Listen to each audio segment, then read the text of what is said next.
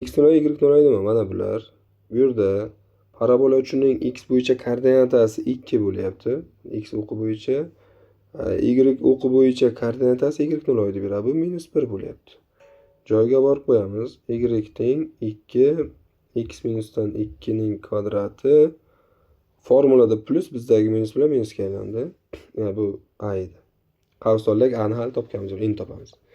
Endi a ni topishni nima qilamiz? Mana bu nuqtadan foydalanamiz. Bu y o'qini ustida bo'lyaptimi?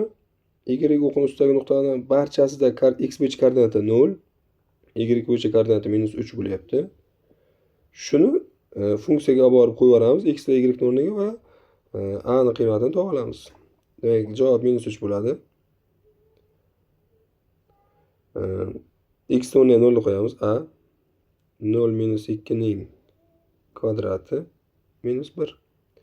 Demak, -3 teng 2 ning kvadrati 4, 4a -1 bo'lsa, -1 bu tomonga o'tadi. Xo'sh, bu bizda minusdan 2 teng ekan 4a ga. A miz teng ekan -2 ni 4 ga ursa, minusdan 1 taqsim 2 ga. Funksiyamiz shunda y teng -1 taqsim 2 x minusdan 2 ning kvadrati minusdan 1 bo'lyapti. Qavslarni ochib chiqamiz. Demak, birinchisi x qavs kvadratni ochsak, x kvadrat -4x plus 4. Shuni birdan -1 taqsim 2 ga ko'paytiramiz. -1 taqsim 2 x kvadrat. Bizda -1 taqsim 2 formula o'rta -4x edi. Plus 2x ga aylanadi. Bizda qavschidan +4 chiqadi. Tashqarida -1 taqsim 2. Demak, minusdan 2 ga aylanadi. -1. Soddalashtirib olsak, -1 taqsim 2x ning kvadrati.